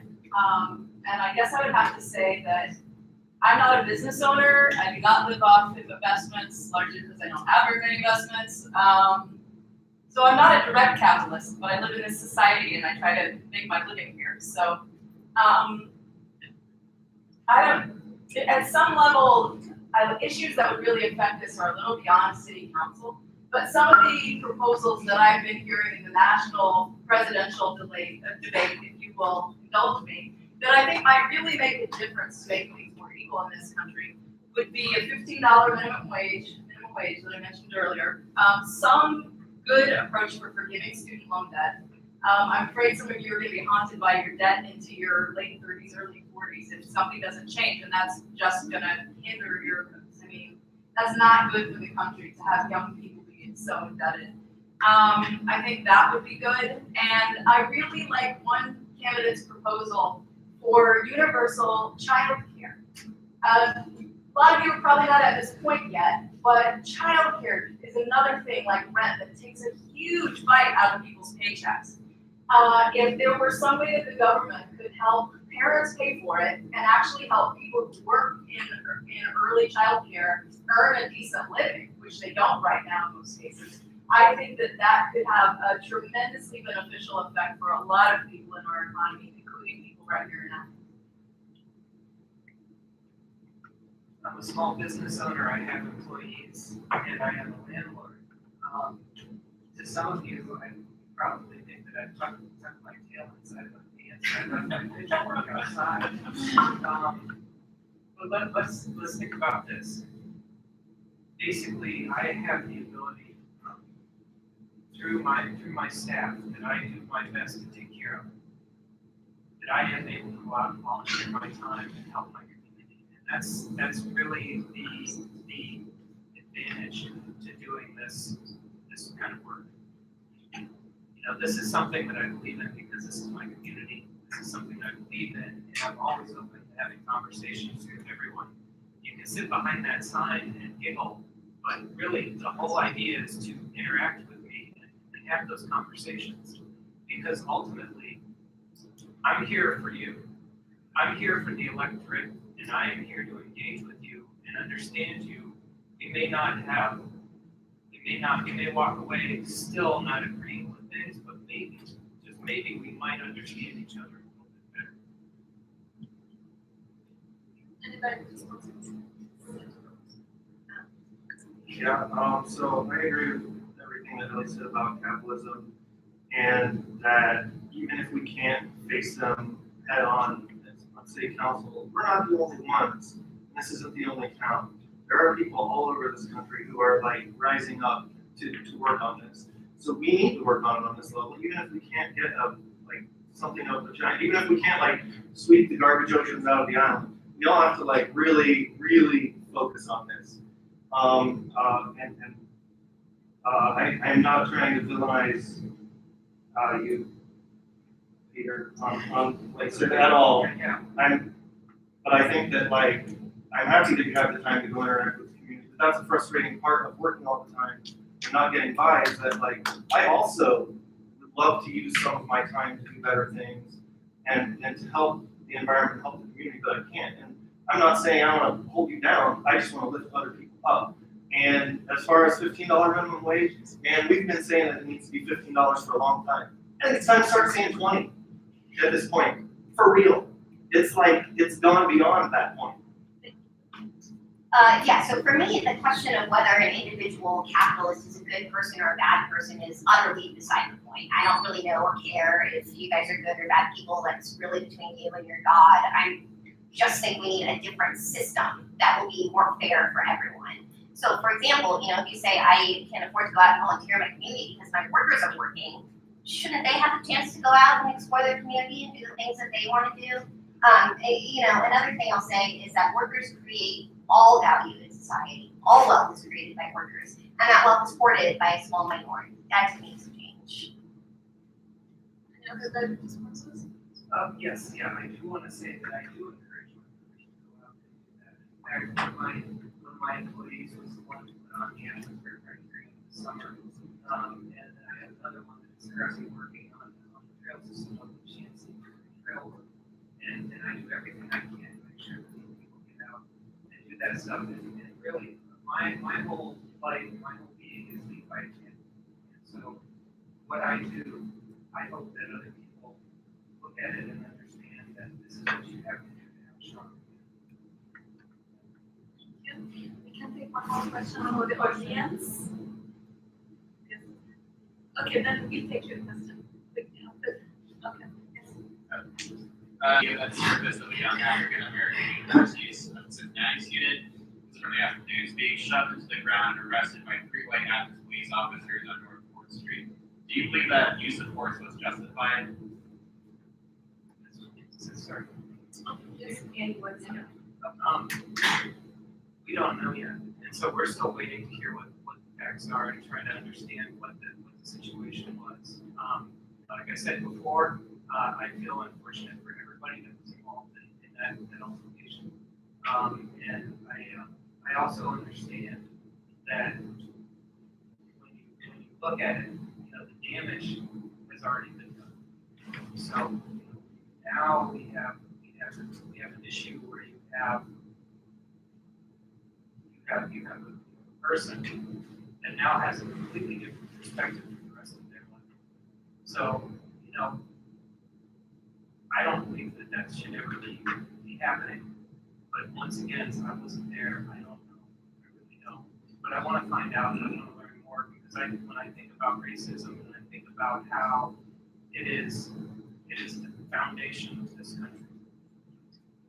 And you think about wealth disparity and how it goes back to racism, and you think about poverty and how that is actually it is also racism. It is something that we need to change sooner than later, and I don't think it's something you can just flip a switch, but it's something that you have to start pushing in the opposite direction, and hopefully 200 years from now, hopefully it's made a difference.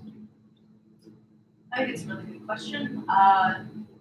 I, perhaps like some of you, was really disturbed when I saw that video. It looked bad. It looked like excessive force. And I'm troubled that one of the police officers among those three that had the guy face down on Fort Street has had 2 previous excessive force allegations. I think that really needs to be looked into. I feel really bad for Ty, young man on Fort Street. I'm glad that he was not physically harmed. I think that is kind of a good thing to know, but I don't know how anybody can have that happen and not be kind of emotionally or mentally harmed. So I really wish him well and hope that he's getting any kind of help that he needs. I do agree though that we need to have this investigation follow through completely and see what happened before there's any rush to judgment on anybody. And I was encouraged by the way that Police Chief Pyle, with whom I've had a couple of pretty encouraging meetings, when right after that happened, he requested moving the planned kind of coffee with a cop event that they have to let the community interact with the police from Donkey to the Athena Cinema so that more people could be there. And he and 2 other police chiefs sat there for a long time and took, my understanding is they took every single question that came up. And I think at least the fact that they seem to be approaching this with a desire to be transparent and to talk to the community is encouraging. And I look forward to seeing what the investigation ends up showing. No, I do not believe that the use of force was justified. I think actually that Peter's saying something very important here, which is the fact that racism is built into the very foundations of our society, right alongside, and not coincidentally, right alongside those property rights that we can't do anything about. And so I think there's no, in a country that is fundamentally and thoroughly racist, in which policing is fundamentally and thoroughly racist. That's the history of policing, right? Is they are to catch runaway slaves. And so I think that there's no way for this incident not to be about race.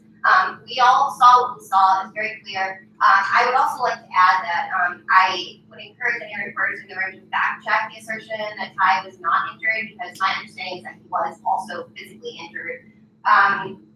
I think that, as far as this affects what I would like to do on City Council, I'd like to take as much money, as many weapons, and as much power away from the police as possible at every opportunity, and redirect those resources toward anti-poverty programs, which are actually proven to keep people safe, unlike policing. I recently saw a video that caption said, in case anybody's wondering, this is what white privilege looks like. It's a man coming out of his house, waving a knife at some police officers who are like jumping back and stuff, and he walks away from them. It's the difference between that and Tanya Jefferson gets shot through a window and killed with very seconds of warning. It's the difference between that and this little 14-year-old black kid in Pittsburgh who gets shot in the back, killed dead for the crime of running away from a cop. And I know every officer is a different person, and maybe the one who didn't shoot and kill this white guy is a better person, but this is a dialogue that is constantly coming at us. And unless he was coming at the officer with a knife to his throat, the force was excessive. There is no debating that as far as I'm concerned. And I think that it is very unfortunate that it happened here or that it happened anywhere. And it is a problem that needs you face? I think that anyone who was not there, that doesn't know what happened before, we don't know, what information the officers had, what information they were working on. So I don't think that we can tell from a very short video clip, whether or not their response was appropriate. I do think that the conversation has to continue. And we have to remember that just because there is a really long and terrible history of racism and violence, we're not going to immediately change it. And what we need to be speaking, we need to be having the conversations with the individuals impacted, with the police officers, and bringing the groups of people together, which is admittedly, for those who were in attendance at the conversation, it is difficult to do because there is a very small number of racial minority individuals living in Athens County. And so I sincerely believe that our law enforcement wants and does their best to be a community agency, and they try to engage with members of the public. They hold frequent conversation times, and I think we need to be reminded that these are important dialogues to have, and we can exist in our individual silos and only have these reactions and only have these conversations when a specific incident occurs. It needs to be an ongoing process. You know, everything changed in 1980s when Rodney King was beat up on live camera, and that image was seared into the minds of millions of Americans. Everything changed. For the first time, we realized, yeah, this country wasn't really. That's a problem with racism and police. And since then, you know, we've had seen it over and over and over again. And it's something that's, you know, we're aware of. But I really want to emphasize, okay, don't judge too many conclusions yet. Okay. I've been in defense attorney for 40 years. I've represented numerous cases like this. I've represented numerous defendants in much worse facts. Okay. I can tell you this. My understanding was another video. Okay. So I want to switch topics just a second before you go. I spent 2.5 hours writing a clear response to this when it first came out. If you really want to read what I feel, go to my city council Facebook page and I lay it out and I figured to all bases. One thing that I really want to emphasize too, I think there's a problem in Athens with the way police respond to situations. You know, the fact that they want to jump and make the arrest. Okay. The real question is, has that person really done something that needs to be arrested at this point in time? And you know, you can say, well, it's a conscious judgment and all that, and yeah, it is a conscious judgment. But there are clearly instances where a person should be told to go home or get out of here or just chill or, you know, just talk to for a little bit. And I emphasize in my article, I think that we need to train the police and have defense attorneys jump in there and say to them as well, say, you know, consider these options too. You know, you have more options than arresting somebody, and then when they, you know, respond and the thing gets circles out of control, and the public is upset and lawsuits are filed. I mean, these things don't end well. So I think the training is really important, regardless of the fact of this case. But again, I would emphasize what those people who have said it, don't jump to the ultimate conclusion on this case yet, because you know, you're going to hear a lot more. For the sake of time, we'll do direct responses, then move on to closing statements. Yeah. Okay. Okay. So I absolutely agree that the Athens Police Department, as well as the OU Police Department, the Hockey College Police Department, all of them should be held very accountable for treating everyone justly and fairly and not exhibiting any racism at all. I just think that's imperative. But I do want to take issue with one idea that was just mentioned by Kelly this time. I do not agree that we should disarm the Athens Police Department. I think for any rape victim, any domestic violence victim, any child abuse victim, anybody who hears a really strange bump in the night, the Athens Police Department needs to be able to actually help. And especially in this era of mass shootings, I think taking the guns away from the police is not what needs to happen. We do, however, need to hold them very accountable for their behavior. Yes, okay, so I have a lot to say. First is that in terms of police being there for situations of imminent danger, police actually killed 3 times as many people last year as mass shooters in the United States.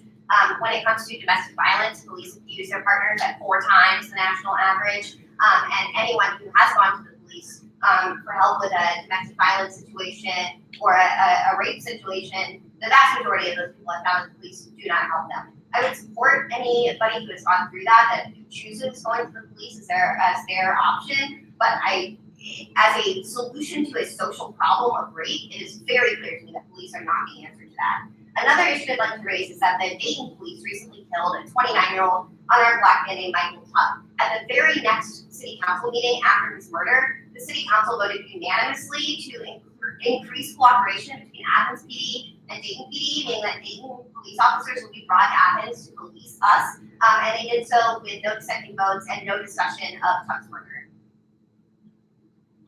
So if Ty had been a white straight male, it was still excessive force. Racism aside, it was excessive force.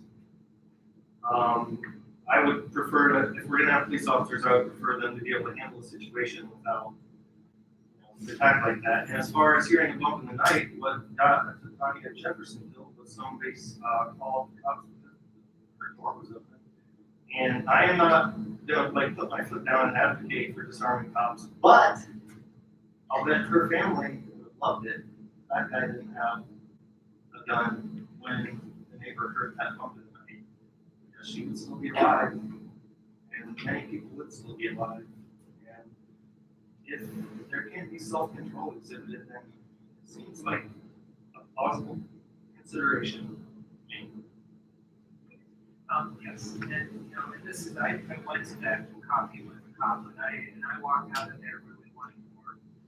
But I understand that, everybody's waiting for the, for whatever's gonna come forward, and I think at this point, everybody's guarded. But what I really hope and what I want to see more than anything else is that this is the start of conversation, and that hopefully that we can have some good that comes out of this. I don't know exactly what that looks like.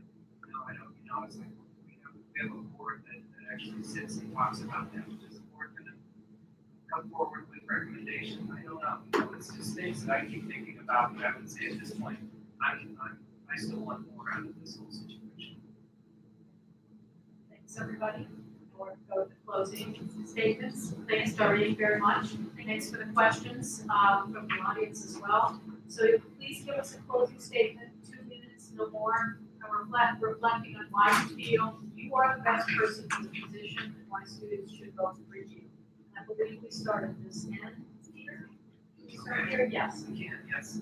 Thank you, and thank everybody tonight for coming out.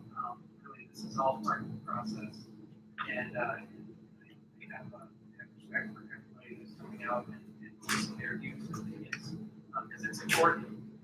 And so,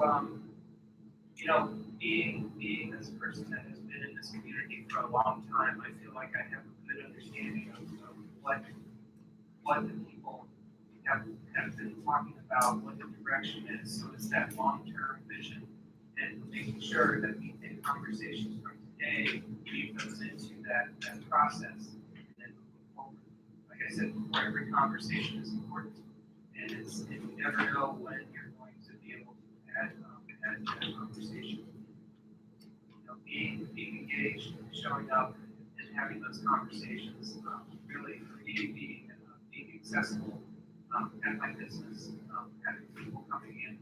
I tend to have all kinds of conversations with a really wide section of the population. So I feel like my accessibility, my history, and also just my love of this community, I need your help to help shape it. Yeah, please. Okay, sure. Well, I've been preparing very hard to be worthy of your notes. I have had individual meetings with the director of every city department, every current city council member, every county commissioner, and all the locally elected officials. Since January, I've been attending city council meetings regularly.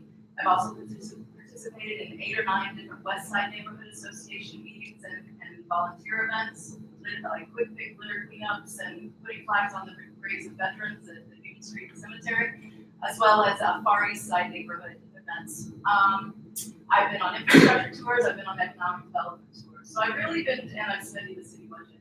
I've been doing just about everything I can think of to learn about how this city works and who to talk to about different issues. So that if you do me the honor of electing me to Athens City Council, you're not gonna have to wait 6 months or a year or the whole 2-year term for me to figure out what's going on. I've done a lot of that work up front, and I feel confident that while there's always more to learn, that I'll be able to hit the ground running, and you would be able to have your votes work, so to speak.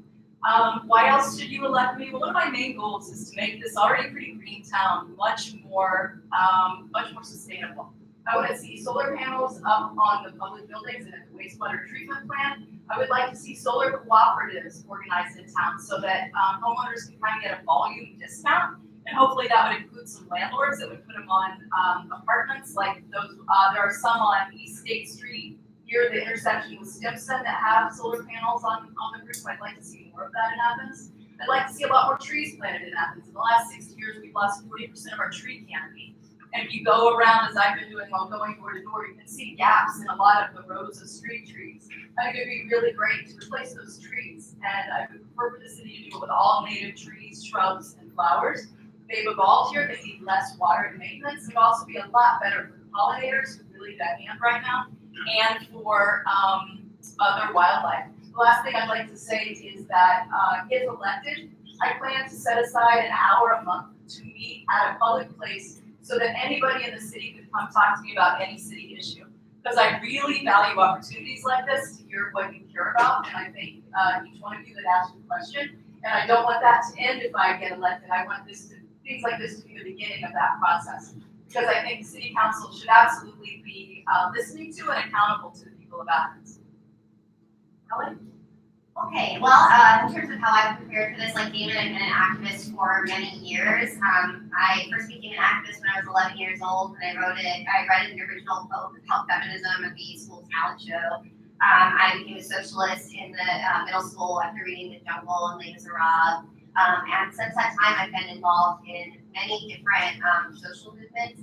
I've been on the front lines of the battle for abortion rights, abortion access, doing clinic defense work at abortion clinics when forced birthers come to protest there. I've been involved in solidarity work for a free Palestine and for many other international human rights issues. I've been involved in activism against police brutality. I've been in activism for landlords, for workers. I've been out on the picket lines as often.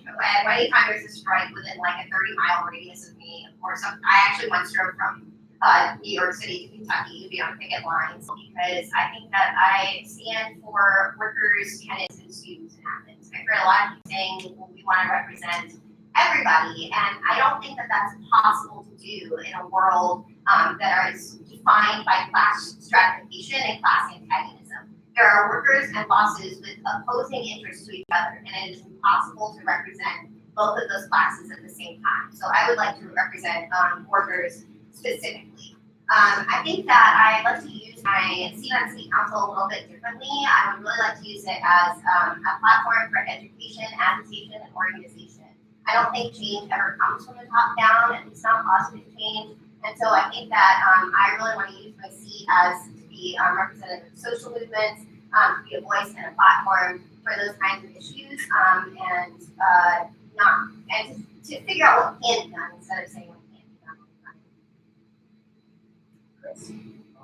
For me, similarly to Ellie, I plan to use the decision to help engage and get people more involved, because without people there being engaged, how a representative is supposed to represent. And there really should be runners there to represent the ribs. It only makes sense. You've heard my opinion through the night. I'm here to acknowledge core problems that will radiate out and solve other problems, which I think that uplifting the lower class is a huge one. So I'm here to acknowledge problems. I do have the willingness to work on them, fix them. I'm not saying other people don't necessarily, but this is kind of how I see it. I feel like some of the problems are unacknowledged. And basically, to put it simply, time to stop coddling the super wealthy and punishing the poor. We need to make a more level playing field. No one should live in discomfort and stress because of their financial status. That's about it. Thank you for moderating this evening, Dr. Grenier, and thank you to Student Senate and Graduate Student Senate. I really appreciate the work that you do to organize these events. I'm participating in, or have participated in more than one now, and I understand there's effort involved, and I appreciate that. And I really appreciate your willingness to reach out and engage with local government and to volunteer to come talk to us, because that's important. And we need to hear your voices and your perspectives and reasons that I think students should vote for me is I have shared many of your experiences. I moved to Athens to be a student from out of state, so I'm totally new to this town, to this state, living in the dorm experience in what was then New South, it's almost non-existent now. But I ate in Nelson Dining Hall and rolled out of bed 15 minutes before my first class, grabbed a bagel on the way. Then I was an off-campus student renter and trying to figure out, do I live really close to campus? How much can I afford to pay? And I remember being totally shocked that I was supposed to find a place to live in the fall before the next year. And I'm like, well, how do I even know who my friends are going to be next year? And so I understand that perspective, and I try to keep that in mind as I have moved through different roles that I've held in Athens. And I frequently start and end my leases at different times. I meet with people in the spring, graduate students who have just found out that they got into a program here and they need a place to live for the next year. And so I understand the different experiences that you have gone through and are going through.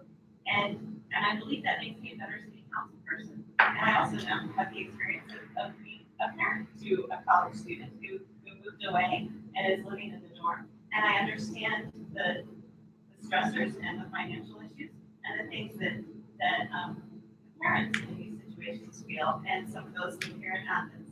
And so I think that while I am no longer a student, I think that I really do understand and value the importance of university students in Athens. So thank you all for being here. How about last time? Thank you for listening to us. I felt like a Democrat tonight.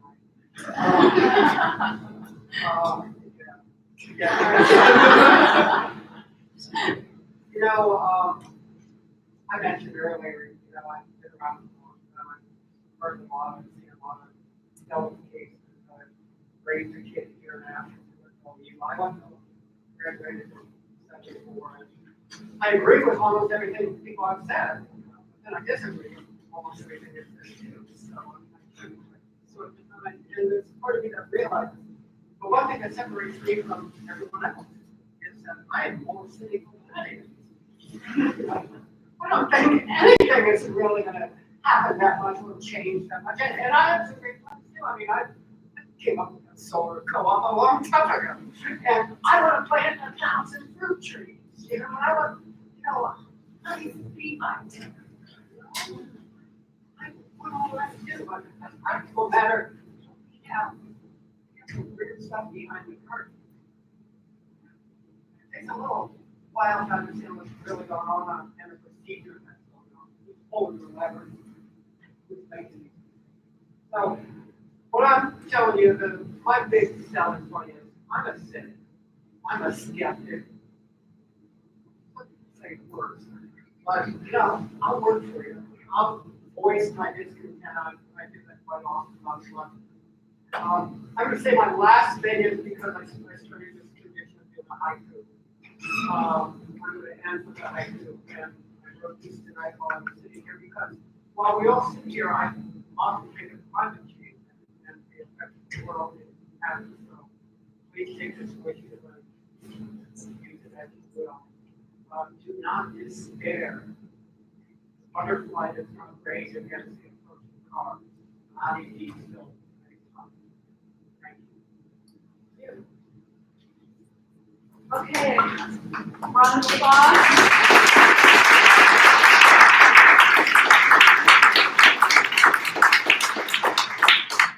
Thank you, Owen. And I want to thank Senate, both the student senate.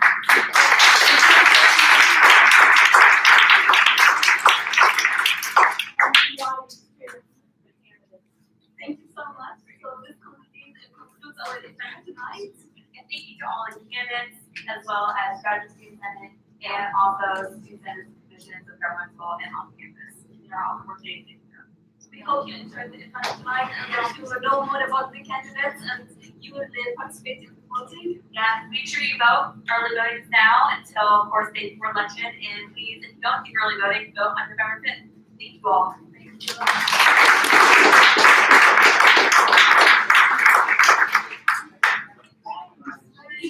Thank you so much.